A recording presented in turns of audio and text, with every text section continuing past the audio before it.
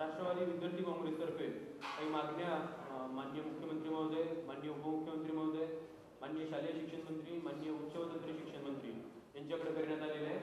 आणि त्यानुसार ज्या गावांमध्ये सध्या पाण्याची उपलब्धता नाही आहे किंवा ज्या गावांमधली मुलं शहरात शिक्षण घेत आहेत त्यांना बऱ्याच मोठ्या प्रमाणावरती सध्या ग्रामीण भागातून परत गावाकडे येण्यासंदर्भात किंवा मोलमजुरीला नेण्यासंदर्भातला विचार त्यांचे पालक करताना दिसून येत आहेत। आणि या सगळ्या दुष्काळी परिस्थितीत विद्यार्थ्यांचे शिक्षण हे कुठं सुटू नये, विद्यार्थ्यांच्या शिक्षणाचा प्रश्न त्या ठिकाणी निर्माण होऊ नये म्हणून राष्ट्रवादी विद्यार्थी काँग्रेसतर्फे 4 प्रमुख मागण्या त्या ठिकाणी राज्य शासनास करण्यात आलेल्या आहेत। त्यात पहिली मागणी अशी की आता जरी विद्यार्थ्यांना नापास केलं जात नसलं तरी त्या ठिकाणी विद्यार्थ्यांच्या परीक्षा 1ली ते 7वी पर्यंतच्या होत असतात। त्या ठिकाणी ग्रेडिंग सिस्टीम सध्या उपलब्ध आहे। यावर्षी ज्या गावांमध्ये ज्या तालुक्यांमध्ये दुष्काळ जाहीर करण्यात आलेला आहे त्या तालुक्यांमधल्या विद्यार्थ्यांच्या परीक्षा या न घेता किंवा त्या ठिकाणी त्याची फॉर्मॅलिटी करून विद्यार्थ्यांना पुढच्या वर्गात बढती देण्याचं धोरण त्या ठिकाणी राज्य शासनाने स्वीकारावं अशी मागणी या ठिकाणी आम्ही राष्ट्रवादी विद्यार्थी काँग्रेसतर्फे, राष्ट्रवादी काँग्रेस पार्टीतर्फे राज्य शासनाला केलेली आहे। आणि त्यामुळं ज्या दुष्काळी भागांमधले मुलं मुली की ज्या गावांमध्ये प्यायला पाणी किंवा पाण्याचा प्रश्न निर्माण होईल त्या ठिकाणी जी मुलं स्थलांतरित व्हायचा विचार करतील तर जर त्या ठिकाणी त्या मुलांना प्रमोशन जर दिलं, त्या मुलांची बढती केली तर ज्या ठिकाणी पाण्याची उपलब्धता आहे अशा गावांमध्ये त्या विद्यार्थ्यांना पुढच्या काळात त्यांच्या नातेवाईकांकडे 2 ते 3 महिन्यांसाठी तरी होईना स्थलांतरित होता येईल।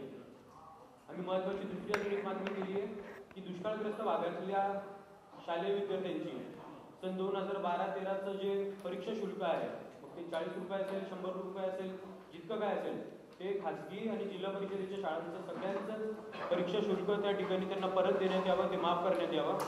त्याचबरोबर दुष्काळग्रस्त भागातील जे शालेय आणि महाविद्यालयीन विद्यार्थी आहेत त्यांची आता जे पुढचं शैक्षणिक वर्ष सुरू होईल 13 आणि 14 सालचं त्या पुढच्या शैक्षणिक वर्षातली त्यांची परीक्षा फी आणि शिक्षण फी म्हणजे वार्षिक त्यांची शिक्षण फीस ही देखील त्या ठिकाणी माफ करावी, त्यांना सवलत द्यावी अशी मागणी आम्ही राज्य शासनाला त्या ठिकाणी केलेली आहे। आणि सगळ्यात महत्त्वाचा पॉईंट की ग्रामीण भागात दुष्काळी तालुक्यांमध्ये ज्या बिगर इंग्रजी शाळा आहेत आणि ज्या नॉन ग्रँटवरती आहेत त्या विद्यार्थ्यांना त्या ठिकाणी पाठ्यपुस्तकं मिळत नाही। ज्या ग्रँटेड स्कूल आहेत, अनुदानित शाळा आहेत त्या विद्यार्थ्यांना पाठ्यपुस्तके त्या ठिकाणी शासनाकडून उपलब्ध करून दिली जातात, पण बिगर इंग्रजी माध्यमांच्या ज्या नॉन ग्रँट असलेल्या विनाअनुदानित तत्वावरच्या ज्या शाळा आहेत त्या शाळांना देखील दुष्काळी पार्श्वभूमी लक्षात घेता दुष्काळी भागांमधल्या विद्यार्थ्यांना शासनाने मोफत पाठ्यपुस्तकं 2013-14 या शैक्षणिक वर्षाकरिता उपलब्ध करून देण्यात यावी अशी मागणी त्या ठिकाणी आम्ही राज्य शासनाला केलेली आहे। आदरणीय उपमुख्यमंत्री अजितदादा पवार यांच्यासोबत आमच्या झालेल्या चर्चेनुसार आमची क्रमांक 2 आणि 3ची जी मागणी आहे ती त्या ठिकाणी राज्य शासनाने मान्य केलेली आहे आणि त्या ठिकाणी लवकरच निर्णय देण्याच्या संदर्भातली भूमिका आदरणीय अजितदादांनी घेतलेली आहे व पुढच्या काळात देखील राष्ट्रवादी विद्यार्थी काँग्रेसतर्फे या मागण्या मान्य व्हाव्यात आमच्या यासाठी प्रयत्न सुरू असतो।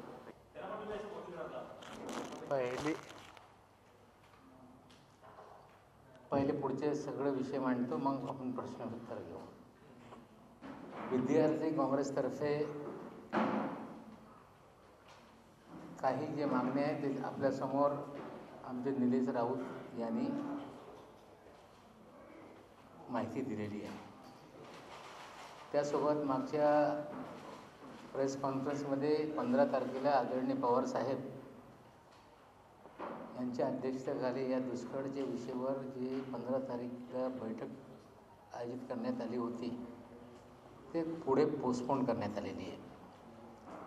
त्यासोबत ग्रंथालय चळवळचा एक 20 तारखेला नरदुल्ला टँक इथे मोठा मेळावा आयोजित करण्यात आला होता, ते पण पुढे नवीन तारीख जाहीर करण्यात येईल, त्याला पण पोस्टपोन करण्यात आलेला आहे।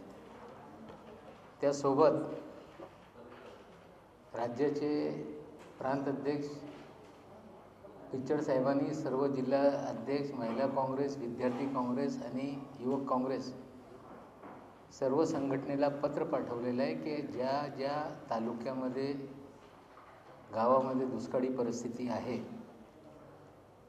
आपण संघटनेची कामं बाजूला ठेवून प्राथमिकता दुष्काळग्रस्त भागामध्ये आपण लोकांना मदत कुठल्या पद्धतीने शासनाने घेतलेले निर्णय त्याची योग्य अंमलबजावणी, त्याचबरोबर आणखीन काही माहिती गोळा करून नवीन कार्यक्रम हाती घ्यायचे आहे अशी माहिती गोळा करण्याबाबत सर्व स्तरावर पक्षाच्या माध्यमातून कार्यकर्त्याला निर्देश देण्यात आलेले आहे.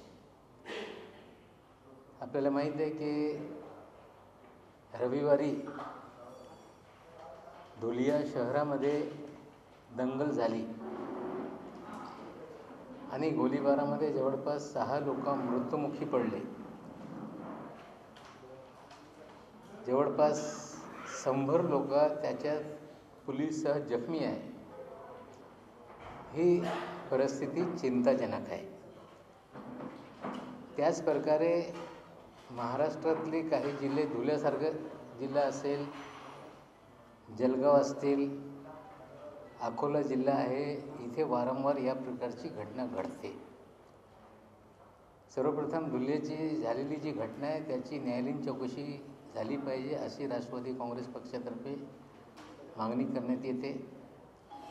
त्याचबरोबर जे मृत्युमुखी पडलेले त्यांना शासनातर्फे जे प्रचलित पैसे जाहीर करून लोकांना मदत देत आहे त्या अनुषंगानं त्यांना पैसे दिले पाहिजे, जखमींना मदत केली पाहिजे अशी मागणी राष्ट्रवादी काँग्रेस पक्षातर्फे करण्यात येते. त्याचबरोबर वारंवार जी परिस्थिती या पद्धतीने निर्माण होते त्यासाठी राज्य सरकारने गृह विभागाच्या मार्फत प्रत्येक जिल्ह्यामध्ये जे सेन्सिटिव्ह जिल्हे आहेत, धुळे असतील, जळगाव असतील, अकोला असतील किंवा इतर शहरं असतील, त्या ठिकाणी जिल्हास्तरीय अभ्यास गट निर्माण केलं पाहिजे की या प्रकारची परिस्थिती का निर्माण होते. काही शहरामध्ये जे दंगल नेहमीच होत होते, भिवंडीसारखं शहरं अगोदर बरीच दंगल झाली, पण जेव्हा 92-93मध्ये मुंबईमध्ये दंगल किंवा देशभर दंगल झाली त्या भिवंडीमध्ये दंगली झाली नाही. काही उपाययोजना त्या काळातल्या अधिकाऱ्यांनी त्या शहरामध्ये केली होती. त्याचप्रकारे या राज्यामध्ये जे सेन्सिटिव्ह ज्याला आपण म्हणतो संवेदनशील जिल्हे असतील, शहरं असतील, तिकडे विशेष लक्ष घालून राज्य सरकारने, गृह खात्याने उपाययोजना करून पुढच्या काळामध्ये या प्रकारची दंगली होऊ नये त्यासाठी पावलं उचलली पाहिजे अशी भूमिका राष्ट्रवादी काँग्रेस पक्षाची आहे. आणि या राज्याचे गृहमंत्री त्यांच्यासोबत राष्ट्रवादी काँग्रेस पक्षाचे नेते, अध्यक्ष त्यांची पण चर्चा झाली आणि त्यांच्यासमोर हा विषय ठेवण्यात आलेला आहे. आम्हाला अपेक्षा आहे की आम्ही जी मागणी केली त्याच्यावर निश्चित रूपाने आघाडी सरकार निर्णय घेईल. त्याचबरोबर कालच रेल मंत्र्यांनी भाडे वाढ रेल्वेचे जाहीर केलेले आहे आणि त्यांनी कारणं सांगितलेली आहे की आम्हाला जे तोटा होते तोटा भरून काढण्यासाठी विविध श्रेणीवर त्यांनी काही भाडेवाढ 2 पैसे, 3 पैसे, 10 पैसे वेगळे प्रकारे त्यांनी हा भाडेवाढ केलेला आहे. जर त्यांच्यात तोटा होत असेल ते भरून काढण्यासाठी इतर काही मार्ग नसेल त्यांनी हा वाढ केलेला आहे.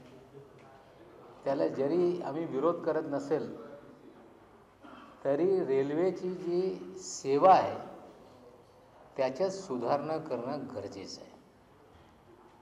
मुंबईमध्ये जवळपास लोकल जी ट्रेन आहे त्याच्या वारंवार आता दुर्घटना होते. मेगा ब्लॉक इतर कामासाठी ते करत असताना नीट सूचना लोकांपर्यंत जात नाही, लोकांची अडचणी निर्माण होते. मुंबईमध्ये लोकल सिस्टम MUTP1, MUTP2 खाली रेल विकास कॉर्पोरेशन मार्फत पैसे खर्च करून ऑटोमायझेशन सिग्नल सिस्टम तयार करण्यात आला, अतिरिक्त रेल्वे लाईन रिन्युअल करण्यात आली, नवीन कोचेस घेण्यात आले आणि जी गरजा आहे त्या गरजा पूर्ण करून ही रेल्वेमध्ये, लोकलमध्ये प्रवास करणारे लोकांची ताण कमी होत नाही. त्यासाठी रेल विकास कॉर्पोरेशननी इफेक्टिव्ह काम केलं पाहिजे. रेल विकास कॉर्पोरेशन हे राज्य सरकार आणि रेल्वे याचा एक जॉईंट व्हेंचर कंपनी आहे आणि या जॉईंट व्हेंचर कंपनीमध्ये राज्य सरकार पार्टनर असताना इफेक्टिव्ह कामगिरी होत नाही, त्याकडे राज्य सरकारने लक्ष घालून या रेल विकास कॉर्पोरेशनच्या माननीय मुख्यमंत्री असतील, सरकारचे चीफ सेक्रेटरी असतील, त्यांनी आढावा घेऊन रेल विकास कॉर्पोरेशन इफेक्टिव्हली कामं करते की नाही, त्याचे जे निर्णय आहे त्याची अंमलबजावणी होत की नाही, मुंबईची या लोकल सिस्टम आणखीन व्यवस्थित करण्यासाठी एलिव्हेटेड ट्रेनची मंजुरी देण्यात आली आहे, ते कधी सुरू होईल, किती वेगाने ती कामं होतील आणि कधी लोकांना या सगळी सिस्टम उपलब्ध होणार आहे, त्याबाबत पण राज्य सरकारने याच्यात लक्ष घातलं पाहिजे. आणि आम्ही राज्य सरकारकडे मागणी करणार आहे की रेल विकास कॉर्पोरेशनच्या जे कार्यपद्धती आहे त्याचा आढावा घेऊन आणखीन सुविधा चांगली या मुंबईकरांना निर्माण करण्यासाठी लक्ष घालावी. आणि रेल मंत्र्यांनी हे जे सगळे भाडेवाढ करत असताना त्यांनी कारणं दाखवलेली आहे की आमच्याकडे तोटा भरून काढण्यासाठी आम्ही हा निर्णय घेतो. पण तोटा भरून काढण्यासाठी जर निर्णय आपण घेत असता तेव्हा आपली सुविधा आणखीन चांगली कसं होईल त्यासाठी त्यांनी लक्ष दिलं पाहिजे. आणि त्या बाबतीत पण राष्ट्रवादी काँग्रेस पक्ष त्यांचे लक्ष वेधू इच्छिते की आपण तोटा कमी करा, पण लोकांना चांगली सेवा देण्यासाठी काय सुधारणा करता येईल ते त्याच्यावर पण विशेष लक्ष घाला. या राज्यामध्ये जे सिनियर सिटीजन आहे त्या सिनियर सिटीजनला पण भाडेमध्ये सूट देण्यात आलेली आहे आणि ते सूट घेताना काही तिकीट विंडोजवर जे त्यांना सूट आहे ते उपलब्ध होत नाही. त्यांच्याकडे विविध प्रकारचे आयडेंटिटी असताना त्यांना जे भाड्यामध्ये सूट आहे ते मिळत नाही. त्यासाठी पण रेल्वेचे जनरल मॅनेजर असतील, मंत्री असतील, त्यांनी निर्देश देऊन या सिनियर सिटीजनला जे सुविधा उपलब्ध करण्यात आलेली त्याच्यामध्ये लक्ष घालून त्यांना ते फायदा मिळण्यामध्ये अडचण येऊ नये त्यासाठी पण त्यांनी संबंधितांना आदेश द्यावा असे आमची मागणी राहणार आहे. इतर काही प्रश्न असतील तर निश्चित रूपाने आपण उत्तर देऊ.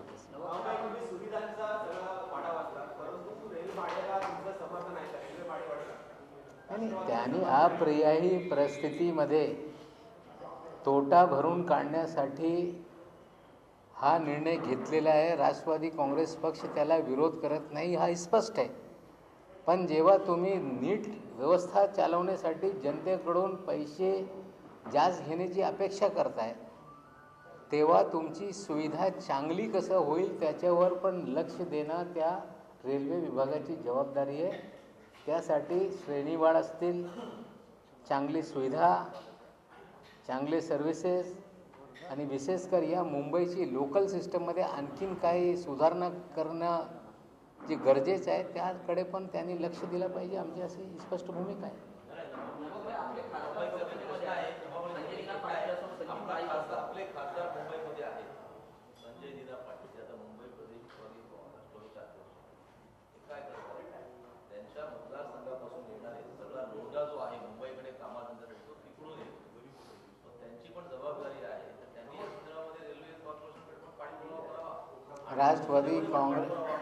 राष्ट्रवादी काँग्रेस आता तुम्ही संजय पाटीलवर व्यक्तिगत काही प्रश्न निर्माण केले ते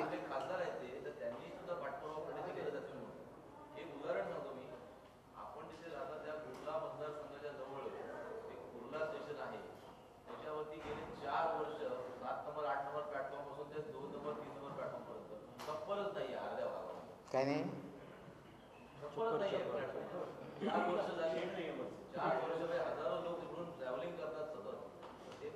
पावसामध्ये तसेच भिजत असतात आणि कुठला त्याला पण लागतो. मुंबईतला कुठलाही खासदारासाठी काही गरज नाही. हा प्रश्न मी राम नाईकांना सुद्धा विचारला होता. ते नेहमी रेल्वेबद्दल बोलतात. म्हटलं तुम्ही उत्तर मुंबईमध्ये बोलता कधी मी पूर्व बोलतच नाही कधी. हो म्हणले काय केलं त्यांची तर प्रवासी संघटना पण आहे. काही खासदारांना याची लक्ष घ्यायला सांगतात. निश्चित रूपाने सर्व खासदारांनी, सर्व नेत्यांनी सामूहिक याच्यावर लक्ष दिलं पाहिजे. मी स्पष्ट बोललो की रेल विभाग आणि रेल विकास कॉर्पोरेशन अशी कंपनी आहे जी हा सगळे लोकल रेल्वेचे व्यवस्थापनासाठी त्याच्यावर होणारे खर्च त्याच्यामध्ये राज्य सरकारचे पण हिस्सा आहे. त्यासाठी आम्ही बोलतो की राज्य सरकारने या विषयावर आढावा घेतला पाहिजे आणि रेल विकास कॉर्पोरेशन नीट कामं करत की नाही त्या बाबतीत आढावा घेऊन त्यांना काही सूचना दिली पाहिजे. पण काही नेते या मुंबईमध्ये कुर्ल्यावर काही नेत्यांचा आकर्ष होता की प्रेम होता मला माहीत नाही, पण कुर्ल्यावरून काही रेल्वे सुरू झाली की तिकडून रेल्वे नका सुरू करा असं काही नेते ह्या मुंबईमध्ये वारंवार बोलत होते. पण आम्ही पाठपुरावा करून या कुर्ल्यामध्ये सांताक्रूझ चेंबूर लिंक रोड त्यांची निर्मिती झालेली आहे. मला वाटते येणाऱ्या 6 महिन्यामध्ये ते पूर्ण होणार आहे. त्याच्या एक आर्म टिळक टर्मिनसला जोडणार आहे. आणि आम्ही जे मागणी केली होती की कुर्ला टिळक टर्मिनसच्या नवीन इमारत त्याच्या साधनसुविधा चांगल्या करण्यासाठी मला वाटते रेल्वे विभागाने त्याच्याकडे लक्ष दिलेलं आहे. आणि आमच्या संजय पाटलाला घेऊन आम्ही इथे जे सगळी कामं पुढे रेटली होती त्याच्यात या टिळक टर्मिनसला जी कामं सुरू झालेली आहे ते संजय पाटील असतील, राष्ट्रवादी काँग्रेस पक्ष असतील, त्यांनी केलेली जे पाठपुरावा आहे त्याच्यामुळे तिकडे सगळी व्यवस्था सुधारलेली आहे.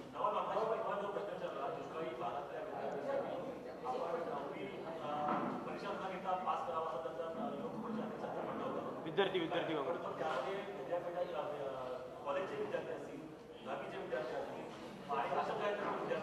असा राज्य नाही, राईट टू एज्युकेशनमध्ये 7वीपर्यंत कुठल्याही विद्यार्थ्यांना नापास करता येत नाही. जरा ऐका ना, पूर्ण उत्तर ऐका. श्रेणीवाढ करण्याची एक सिस्टम करण्यात आलेली आहे. दुष्काळी परिस्थितीमुळे या 8वी आणि 9वी या विद्यार्थ्यांच्या पण परीक्षा घेऊ नये अशी मागणी राष्ट्रवादी काँग्रेस पक्षातर्फे करण्यात आलेली आहे. आणि आम्हाला वाटते की या परिस्थितीमध्ये विद्यार्थ्यांना जी अडचण होणार आहे, शिक्षणासाठी काही विद्यार्थी तिकडे गावात राहू शकत नाही, काही आईवडील घेऊन त्याला इतर ठिकाणी हस्तांतरित होत आहे. त्यामुळे हा निर्णय घेतला तर त्या विद्यार्थ्यांचं नुकसान होणार नाही. इतर विद्यार्थी जे कॉलेजेस नाही, जरा ऐका ना, जेव्हा आपण 10वी बोर्डची परीक्षा घेतो, युनिव्हर्सिटीची परीक्षा घेतो, ते सगळे फेब्रुवारीच्या या काळामध्ये होत आहे. आणि जे इतर परीक्षा आहेत ते एप्रिल आणि मार्चमध्ये होत आहेत. त्यासाठी ह्या लवकर होणारी जे परीक्षा आहे ते होणारच आहे. पण एप्रिलमध्ये जे प्रस्तावित आहे, मार्चमध्ये ते प्रस्तावित आहे, परिस्थिती भीषण होणार आहे. त्यासाठी ते निर्णय घेतल्यानंतर त्या विद्यार्थ्यांना दिलासा मिळू शकते. तेव्हा सुट्ट्याच आहेत ना शाळेला. सांगतो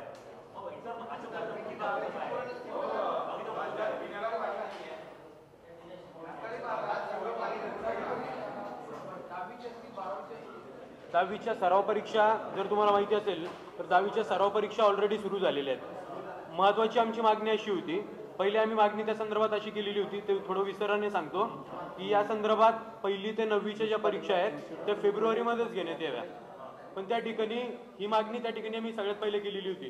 पण संबंधित विभागाकडून आम्हाला सांगण्यात आलं की जो शालेय अभ्यासक्रम असतो शिकवण्याचा, तो शालेय अभ्यासक्रम त्या फेब्रुवारीपर्यंत त्यांचा संपणार नाही, त्यांचा सिलेबस त्या ठिकाणी कंप्लीट होणार नाही, त्याला मार्चपर्यंतचा वेळ त्या ठिकाणी द्यावा लागणार आहे.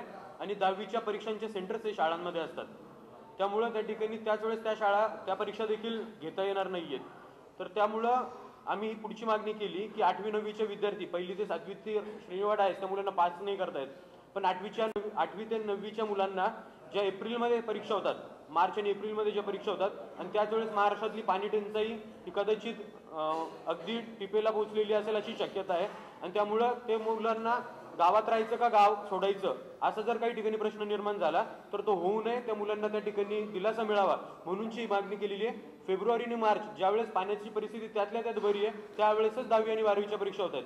क्रमांक 2, विद्यापीठांबद्दल जे तुम्ही म्हणला तर विद्यापीठस्तरीय विद्यापीठांचे जे सगळे मुलं ते कॉलेजेसचे, आणि त्या ठिकाणी त्यांना जे काय मदत केंद्र त्या ठिकाणी कारण की त्यांच्या ज्या परीक्षांच्या सिस्टीम्स आहेत त्याच्यामध्ये प्रॅक्टिकलचा अंतर व्हावे, ओव्हरऑल आहेत त्या ठिकाणी वायवा त्या मुलांचा होतो, त्या ठिकाणी रिटर्न एक्झाम पण होती, आणि त्याचं जे शेड्यूल आहे ते पूर्ण 1 वर्ष आधीच तयार झालेलं राहतं. त्या सगळ्या सिच्युएशनवरती त्या विद्यार्थ्यांच्या फीसमध्ये सवलत मिळावी अशी आम्ही त्या ठिकाणी मागणी केलेली आहे. आणि फक्त 8वी आणि 9वीच्या विद्यार्थ्यांना, कारण की लहान मुलं आहेत म्हणून यांना त्या ठिकाणी बरोबर अहो नाही, साहेब, 10वीची बोर्ड विद्यार्थी परीक्षा परीक्षा आहे. सुरू झाली आहेत ऑलरेडी. आश्रम शाळेतले मुलं आहेत ना 8वी 9वीतले. आश्रम शाळेतली मुलं 8वी 9वीचे ते पण याच्यात येतीलच.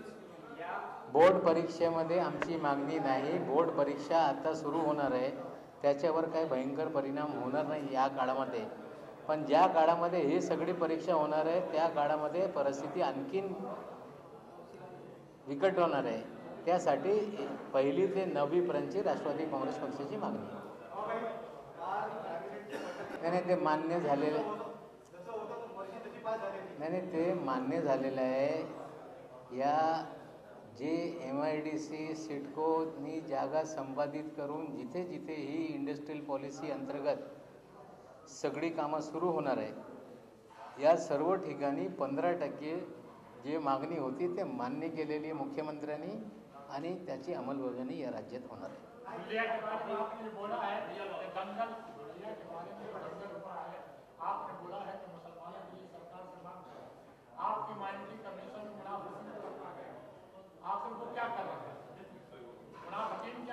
नहीं, राष्ट्रवादी कांग्रेस पार्टी ने स्पष्ट मांग की है कि न्यायालयीन चौकसी हो.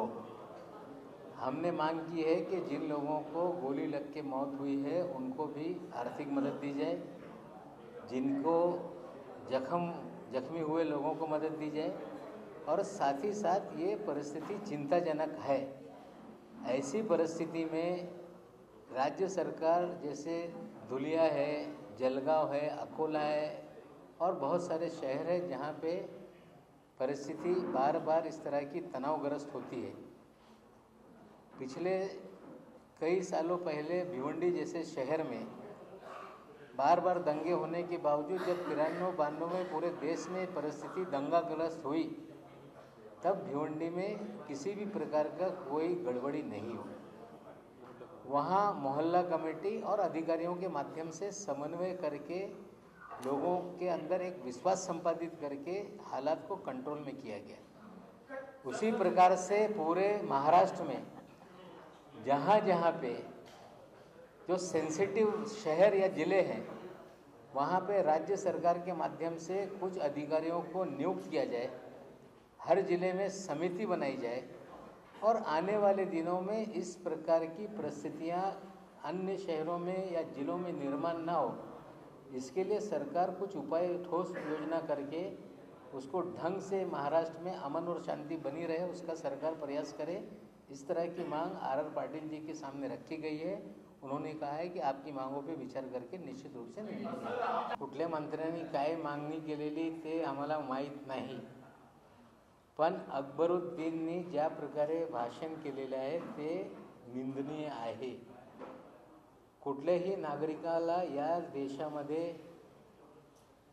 राईट टू स्पीचचा अधिकार असताना बोलण्याची स्वतंत्रता आहे, पण मर्यादा सोडून लोकांमध्ये तीळ निर्माण होत असेल, समाजामध्ये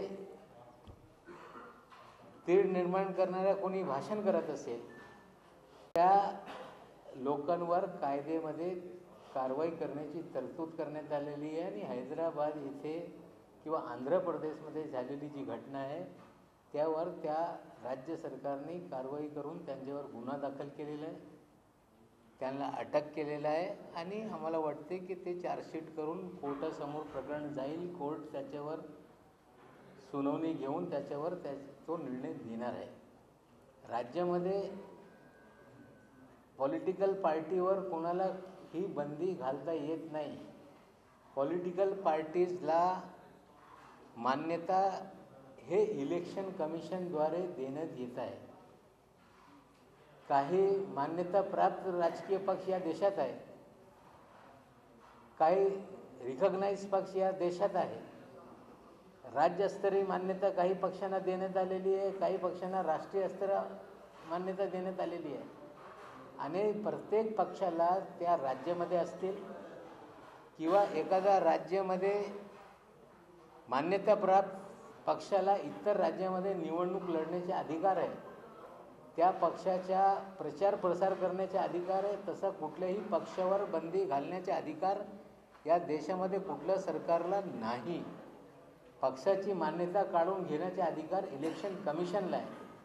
आणि या प्रकारे राष्ट्रवादी काँग्रेस पक्ष कुठल्याही पक्षावर बंदी घाला या प्रकारची पक्षाची भूमिका नाही. जे पक्षाची भूमिका आहे ते अवसरवादी भूमिका घेऊन ते वारंवार बोलत असत आहे. 2 सैनिकांची सीमेवर झालेली हत्या हे दुर्दैवी घटना आहे. राष्ट्रवादी काँग्रेस पक्ष त्या घटने करणाऱ्या लोकांची निंदा करते आणि राष्ट्रवादी काँग्रेस पक्षाची स्पष्ट भूमिका आहे की पाकिस्तानसमोर देशाच्या सरकारने हा विषय घेऊन ज्या लोकांनी हे कृत्य केलेलं आहे त्यांच्यावर कारवाई करण्यासाठी दबाव निर्माण केला पाहिजे आणि त्यांच्यावर कारवाई केलीच पाहिजे. पण शिवसेनेची भूमिका वारंवार बदलते. थेट अनुभव टाका आता बोलणारी लोक अटल बिहारी वाजपेयी यांच्या सरकार असताना केंद्राचे त्या सरकार म्हणजे हिस्सेदार होते. मंत्री म्हणून देशामध्ये ते आनंद लुटत होते. स्पीकरच्या गादीवर ते बसलेले होते आणि कारगिलसारखी घटना झालेली होती आणि त्याच्यामध्ये 287 अधिकारी व सैनिकांचा बळी गेला होता, शहीद झाले होते. तरी ज्यांनी तो कारगिल युद्ध घडवला होता ते परवेज मुशर्रफ ते आग्रेला आले, दिल्लीला आले. दिल्लीपासून लाहोर बस यात्रा सुरू झाली तेव्हा हे सगळे बुमाबुम करणारे जे आता नेते आहेत त्यावेळी ते गप राहिले आणि या परवेज मुशर्रफला लव सिटी ज्याला आपण म्हणतो प्रेमाची नगरी आग्रामध्ये अटल बिहारी वाजपेयी आणि परवेज मुशर्रफ त्यांच्या या प्यार करने वाले के शहर आगरा में प्यार का प्रकरण हुआ तब क्यों खामोश रहे, इस तरह की सवाल हम उनसे पूछना चाहते हैं. सिर्फ राजनीतिक भावनाओं को भड़का के अनुभव डालने की बात करने से कोई भी अंतर्राष्ट्रीय देशों के साथ संबंध बनाए या बिगाड़े नहीं जा सकते. त्यासाठी आमच्या स्पष्ट म्हणणं आहे की जे झालेली घटना आहे ते निंदनीय आणि त्याच्यासाठी परराष्ट्र मंत्री यांनी पाकिस्तानकडे विरोध दर्शवला पाहिजे आणि ज्यांनी हा कृत्य केलेला आहे त्याच्यावर कारवाई करून घेण्यासाठी त्यांना बाध्य केलं पाहिजे. असं आहे की राज्य सरकारच्या माध्यमातून कालच निर्णय घेऊन काँग्रेस आणि राष्ट्रवादी काँग्रेसच्या सरकारने काही निर्णय घेतलेले आहे. 3952 गावामध्ये पाणी पुरवठा असतील, चारा छावण्या असतील, कलेक्टरला 2 कोटी रुपयांचे अधिकार असतील, टंचाई गरज भागाला त्यांनी मदत पोहोचवण्याची भूमिका स्वीकारलेली आहे आणि केंद्र सरकारकडून पण अनुदान राज्य सरकारला काही प्राप्त झालेलं आहे, काही आणखीन मागणी वाढवण्याची सुरुवात झालेली आहे. तरीही या परिस्थितीमध्ये काही लोक इतर ठिकाणी हस्तांतरित होत आहे आणि त्या झाल्यानंतर त्या विद्यार्थीचे नुकसान होते. त्यासाठी या प्रकारचे निर्णय घ्यावा अशी आमची भूमिका आहे. आम्हाला वाटते आम्ही करत असताना जे कामं आहे त्याच्या कुठेतरी इतर पक्ष पण आमचे पावलावर पाऊल टाकून पुढे त्यांचे कार्यक्रम ठरवत आहेत. निश्चित रूपाने राष्ट्रवादी काँग्रेस पक्षाने या राज्यामध्ये आपली ताकद वाढवण्यासाठी प्रत्येक तालुक्यामध्ये, प्रत्येक जिल्ह्यामध्ये, वार्डामध्ये राष्ट्रवादी काँग्रेस पक्षाची संघटना भक्कम केली पाहिजे. त्याचबरोबर जन आधार वाढवला पाहिजे असा कार्यक्रम राष्ट्रवादी काँग्रेस पक्षाचा सुरू आहे आणि आणखीन पुढे सुरू राहणार आहे. तरी काल काँग्रेस पक्षाचे लोकांनी निर्णय घेतलेला आहे की सर्व ठिकाणी पक्ष संघटना निर्माण केली पाहिजे. राज्य सरकारने किंवा केंद्र सरकारने जे निर्णय घेतलेले आहे त्याचा प्रचार आणि प्रसार केला पाहिजे. मला वाटते की त्यांचे कार्यकर्ते ते करत नाही, त्यासाठी त्यांना ते आता समजू लागला आणि त्यासाठी केंद्र आणि राज्य सरकारने घेतलेले निर्णयाचे प्रचार प्रसार करण्यासाठी त्यांनी स्वतःच्या कार्यकर्त्याला निर्देश दिलेला आहे. आम्हाला वाटते की या प्रकारे जे निर्णय त्याचे जनतेपर्यंत पोहोचवण्याची जर काँग्रेसने जबाबदारी घेतलेली आहे तर त्याचा फायदा निश्चित रूपाने या देशातले आणि महाराष्ट्रातल्या जनतेला होणार. असं नाही, दुष्काळ जोपर्यंत दुष्काळी परिस्थिती आहे दिवसेंदिवस ती परिस्थिती आणखीन चिंताजनक होणार आहे. आमच्या पक्षाच्या वतीने प्रत्येक जिल्ह्यामध्ये तालुक्यामध्ये सर्वांना निर्देश देण्यात आलेला आहे की तुम्ही तुमच्या पद्धतीने गाव पातळीवरचे सगळे आढावे घ्यावे आणि एकंदरीत संकलन करून त्याच्या पक्ष स्तरावर काही बैठका घेऊन प्रथम आम्ही सगळं संकलन करून आढावा तयार करणार आहे. मग पवारसाहेबसोबत मंत्र्यांसोबत आणि सिनियर जे आमचे लोक आहेत त्यांच्यासोबत ही चर्चा करून मग आणखीन उपाययोजना काय करता येईल त्यासाठी ही पुढे ढकलण्यात येईल. आपण मागच्या प्रेस कॉन्फरन्समध्ये हेच सांगितलं होतं जेव्हा आपण बैठकीची घोषणा केली की आम्ही आढावा घेऊ आणि चर्चा करू. म्हणजे तो आढावा पूर्ण झाला नाही म्हणून आपल्याला आणि जिल्हास्तरीय आढावा घेण्यासाठी आता आम्ही सांगितलं आहे की तुम्ही गाव पातळीवर जा आणि प्रत्येक गावात काय परिस्थिती आहे त्या गाव पातळीवरच्या सगळे आढावा घेऊन मग त्याच्यावर कार्यक्रम करणार. माइनॉरिटी कमीशन एक स्टैट्यूटरी बॉडी है और उन्होंने अपना दौरा करके सरकार को कोई रिपोर्ट दी है तो सरकार उस स्टैट्यूटरी बॉडी का माइनॉरिटी कमीशन की जो रिपोर्ट है उसका अभ्यास करके सरकार उसका निर्णय लेगी. दोनों सरकार और माइनॉरिटी कमीशन उनके बीच के जो समन्वय है वो निश्चित रूप से सरकार उसका आदर करके जो भी निर्णय लेना है लेगी और महाराष्ट्र की विधानसभा में वो क्या सिफारिश हुई और सरकार ने कौन सी सिफारिशों को स्वीकार किया वो महाराष्ट्र के विधानसभा के पटल पे जानकारी रखी जाती है. वो हमने जो आर पाटिल जी के सामने मांग रखी है और उसमें किसी भी निर्दोष व्यक्ति को पकड़ा ना जाए इस तरह की भी मांग उसमें हमारी शामिल है. त्या भागामध्ये दुष्काळी परिस्थिती असताना या प्रकारचे जर तुम्ही निर्णय घेतले तर या दुष्काळी परिस्थितीमध्ये निवडणुका होणं योग्य नाही. त्यासाठी तुम्ही या निर्णयाला कुठेतरी आपण मागे घ्या आणि आज हा निर्णय घ्यायचा वेळ नाही. आम्हाला वाटतं की अजितदादांच्या सल्ला तो स्वीकारून ते पुढे काय निर्णय घेता अजून त्याची माहिती आम्हाला मिळाली. चांगले काम करणारे नेते असतील तर त्याचे सल्ला लोक स्वीकारत आहेत. हर्षवर्धन जाधव बाला नांदगावकरने ज्या पद्धतीच्या राजकारणाने महाराष्ट्र विधानसभेमध्ये केले होता शिवसेनेमध्ये असताना ते इतर पक्षात होते त्याच मला वाटते उदाहरण स्वीकारून तो हर्षवर्धन जाधव पुढच्या राजकारण करणार आहे.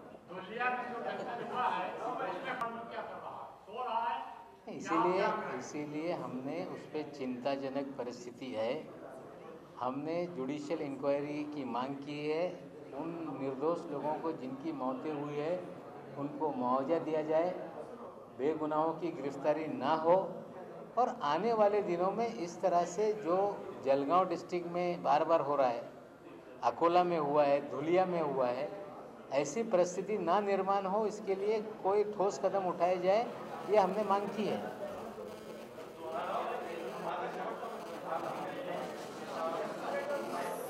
राज्यातल्या नियोजन खात्याच्या परवानगीशिवाय कुणाला देता येत नाही आणि मला वाटते की नियोजन खात्याने जर परवानगी दिली असतील तरच तो पैसे साहित्य संमेलनाच्या कामासाठी वापरण्यात आलेला आहे आणि जर नियोजन खात्याने परवानगी दिली तर बेकायदेशीर होऊ शकत नाही. असं आहे जिल्हा नियोजन अधिकारी त्या आमदार निधीवर त्यांच्या नियंत्रण असते आणि जिल्हा नियोजन अधिकारी जोपर्यंत नियोजन खात्याचा GR आला नाही तोपर्यंत तो आमदार निधीचा वापर करण्यासाठी कधी परवानगी देत नाही. सध्या दुष्काळी परिस्थिती निर्माण झाली आहे. त्या पार्श्वभूमीवरती जे दुष्काळग्रस्त गाव आहेत आणि त्या गावांमधल्या ज्या जिल्हा परिषद आणि प्रायव्हेट स्कूल्स आहेत, ज्या शाळा आहेत, त्या शाळांमधल्या 1ली ते 9वीच्या विद्यार्थ्यांना त्या ठिकाणी बढती देण्यात यावी, त्यांना प्रमोशन देण्यात यावं आणि त्यांची परीक्षा न घेता त्यांना पुढच्या वर्गात त्या ठिकाणी घेण्यात यावं, जेणेकरून त्या दुष्काळी परिस्थितीमध्ये पाणी टंचाईमध्ये जे विद्यार्थी स्थलांतरित होणार आहेत आणि मार्च आणि एप्रिलमध्ये ज्या परीक्षा त्या ठिकाणी होणार आहेत त्यावेळेस ज्या गावांमध्ये पिण्याच्या पाण्याचा प्रश्न हा गंभीर बनेल त्यावेळेस राज्यातल्या विद्यार्थ्यांना तो दिलासा मिळेल आणि त्या ठिकाणी ते विद्यार्थी पुढं त्यांचं शिक्षण घेऊ शकतील. अन्यथा जर मार्च एप्रिलमध्ये राज्यात पिण्याच्या पाण्याचा प्रश्न जर गंभीर बनला तर त्या ठिकाणी त्या विद्यार्थ्यांच्या शिक्षणाचा प्रश्न निर्माण होईल. त्यामुळे राष्ट्रवादी विद्यार्थी काँग्रेसतर्फे राज्य शासनाला माननीय मुख्यमंत्री महोदय आणि उपमुख्यमंत्री महोदयांना ही मागणी करण्यात आलेली आहे की या विद्यार्थ्यांची फी माफी करण्यात यावी, परीक्षा शुल्क माफी करण्यात यावी, तसेच 1ली ते 9वीच्या विद्यार्थ्यांची परीक्षा न घेता किंवा त्यांची त्या ठिकाणी नॉमिनल एक्झाम घेऊन त्या विद्यार्थ्यांना पुढच्या वर्गासाठी बढती देण्यात यावी. यात प्रामुख्याने 8वी ते 9वीच्या विद्यार्थ्यांचा समावेश आहे. शिवसेना की समय समय पे भूमिका बदलती है, ये दुर्भाग्यपूर्ण है। अटल बिहारी वाजपेयी जी की सरकार में शिवसेना भागीदार थी और उसी सरकार के दौरान परवेज मुशर्रफ द्वारा कारगिल के युद्ध की रचना की गई और कारगिल पे हमला किया गया। उसी सरकार के दौरान पार्लियामेंट पे आतंकवादी हमला हुआ और उसी सरकार के कार्यकाल में दिल्ली से लाहौर बस यात्रा शुरू हुई। परवेज मुशर्रफ जी को दिल्ली में बुलाकर बस यात्रा की शुरुआत की गई। उनके पुश्तैनी मकान पे उनका कार्यक्रम किया गया और आगरा में पीस पैक्ट के नाम के तहत उस मोहब्बत के शहर में अटल जी और परवेज मुशर्रफ की प्रेम की बातें आगे बढ़ी। हम शिवसेना से सवाल पूछना चाहते हैं कि परवेज मुशर्रफ और अटल बिहारी वाजपेयी जी का पाकिस्तान हिंदुस्तान का प्रेम प्रकरण जब आगरा में चल रहा था तब शिवसेना खामोश क्यों थी? सीमा पर 2 जवानों की हत्या दुर्भाग्यपूर्ण है। राष्ट्रवादी कांग्रेस पार्टी उसकी निंदा करती है और हम केंद्र सरकार से मांग करते हैं कि पाकिस्तान पे दबाव बनाया जाए, इस प्रकार की घटनाएं दोबारा सीमाओं पे ना घटें और जिन लोगों ने इस तरह का काम किया है उनको ढूंढकर उस पर कठोर कार्रवाई की जाए, मुकदमे चलाए जाएं और उनको जो कानून के तहत प्रावधान है उसके तहत उन दोषियों को सजा मिले। स्वर्गवासी बाला साहब ठाकरे जब थे तब मियाँदाद का स्वागत उन्होंने किया। उनको पूछ के किया जाए, हमें कुछ उसमें इम्पोर्टेंस दिया जाए, इस तरह से हमेशा शिवसेना की राजनीति रही है। मुझे लगता है कि हम जब पूरे दुनिया में डिप्लोमेटिक संबंध निर्माण करते हैं तो डिप्लोमेटिक तरीके से चीज़ों को आगे बढ़ाना पड़ता है और डिप्लोमेटिकली भारत सरकार पाकिस्तान पे दबाव बनाए और इस तरह की घटनाएं आने वाले दिनों में ना हो, इसलिए कुछ ठोस कदम उठा के ऐसी घटनाओं को रोकने का प्रयास करें। विदेश मंत्री जी खास उसमें ध्यान दें, इस तरह की हम मांग करते हैं। एनसीपी की साफ भूमिका है कि पड़ोसी देशों से संबंध अच्छे बनाए जाएं। उसके लिए खेल के द्वारा कल्चरल एक्टिविटीज़ दोनों देशों की आगे बढ़े, दोनों देशों के नागरिकों का कल्चरल हो, व्यावसायिक हो, खेल के मैदान के हो, वो सभी क्षेत्रों के लोग, यहाँ के लोग वहाँ जाएं, वहाँ के लोग यहाँ आएँ। और पत्रकार भी हमने, जैसे कि हमें जानकारी है कि कुछ पत्रकार अभी पाकिस्तान के दौरे पे भारतीय हैं, कुछ पाकिस्तान के पत्रकार भारत में आए थे। तो इस तरह के व्यवहार से जो कटुता है देशों के बीच में, पड़ोसी देशों में, वो कटुता दूर होती है। तो हम चाहते हैं कि भारत के जो भी पड़ोसी मुल्क हैं उन सभी भी पड़ोसी मुल्कों से भारत के संबंध अच्छे बने, ताकि पड़ोसी देश से कटुता रही तो रक्षा बजट हमेशा निश्चित रूप से बढ़ता है और जब रक्षा बजट बढ़ता है तो देश के विकास की गति कम होती है। इसलिए हम चाहते हैं कि पड़ोसी देशों से हमारे संबंध अच्छे रहें। प्रत्येक या देशातले जे शेजारी देश आहे त्यांच्यासोबत जे संबंध आहे ते सुधारले पाहिजे, अशी राष्ट्रवादी काँग्रेस पक्षाची भूमिका आहे। आणि या प्रकारे या सीमेवर जे घटना घडलेली आहे ते घडू नये, त्यासाठी पण केंद्र सरकारने दक्षता घेतली पाहिजे, या घटनेची चौकशी झाली पाहिजे आणि जे कोणी दोषी असतील त्याचे शोध लावून या त्या देशातले जे असतील त्याच्यावर कारवाई करण्यासाठी पाकिस्तानला बाध्य केलं पाहिजे, अशी आमची स्पष्ट भूमिका आहे। बंगल्याच्या समोर कुठले शेड टाकत नाही, त्यासाठी PWD विभागाकडे ते सगळी जबाबदारी आहे आणि सर्व विभागाची जबाबदारी आहे की या राज्यामध्ये जे काही प्रचलित कायदे किंवा डेव्हलपमेंट कंट्रोल रूल आहे त्याच्या उल्लंघन करून कुठलेही बांधकाम करू नये. जर त्या खात्याने त्या प्रकारे कुठले बांधकाम केले असतील तर त्यांची जबाबदारी आहे की त्यांनी तपासून ते स्वतः काढले पाहिजे किंवा नियमित करण्यासाठी परवानगी त्यांनी घेतली पाहिजे. थँक्यू.